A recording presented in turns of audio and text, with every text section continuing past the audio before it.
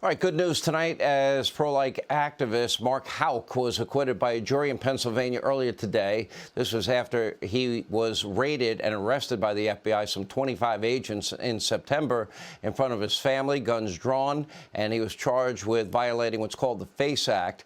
Now, for this altercation with if you take a look, with a Planned Parenthood escort. Now, as you can see in your upper left-hand corner, Mark, accompanied by his son, standing away from the entrance to the clinic when he is approached by the escort identified as Bruce Love, who repeatedly tried to antagonize Houck, allegedly verbally harassing him and his son before Houck eventually shoves him after multiple attempts to defuse the situation.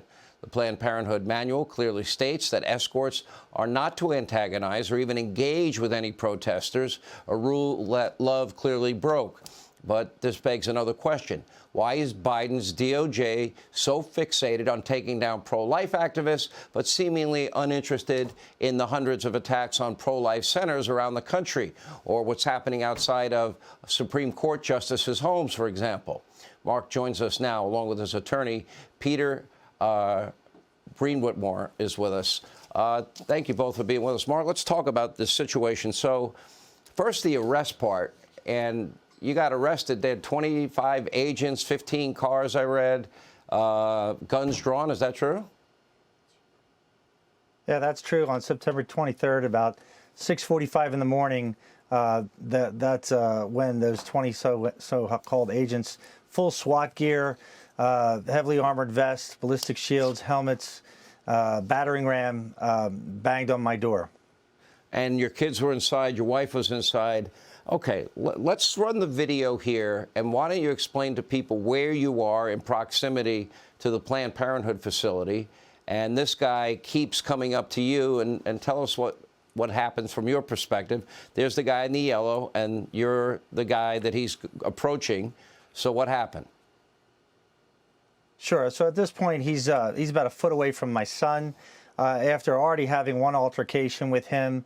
And now he's making my son extremely nervous. Friends coming over that's out there praying, redirecting him. My son moves behind me. I can tell he's visibly scared. There proceeds to be further insults at me, directed at my son, about me. And at this point, I step in and I tell Mr. Love, you'll see right now, to go back to where he normally stands. So I walk him there and tell him to stop talking to my son. He doesn't have any permission to talk to my son. Next thing I know, he turns around and he's talking to my son again, and then you see the push. Okay, so it's not the worst thing in the world, but didn't you face up to 11 years in jail for this? That's correct. Yes, I did. All right, let me bring in, and I want to keep running this because, you know, I don't know, maybe I'm just a little old-fashioned, Peter Breen, and you're the attorney that won this case, but if a guy comes up to you repeatedly on the street and is a threat to you and your family, and you're not even in front of the facility, isn't he down the block from the facility? He was well away from the entrance. And the FACE Act, the federal act that they charged here, is about access to the clinics. It's not about dealing with issues down the sidewalk. And this issue should have been in the municipal court, and it actually was. And the municipal court threw it out because Mr. Love wouldn't show up for trial. So right here today, what we did was win a big victory for the pro-life movement against the Biden administration. They were trying to scare pro-lifers from coming out on the sidewalks and being active.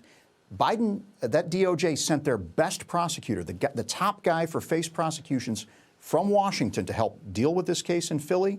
And that jury, once we finally got it seated fully, took about an hour to find Mark not guilty on all charges. Listen, I grew up watching the Broad Street Bullies and Dave Schultz and Hound Dog Kelly and Bobby Clark and Rick McLeish and all these guys and Bernie Perrant. I'm sorry, that push did not warrant 11 years in jail. However, it was the Planned Parenthood guy that kept going up to him. And I don't know, did he ever threaten you, Mark, at all?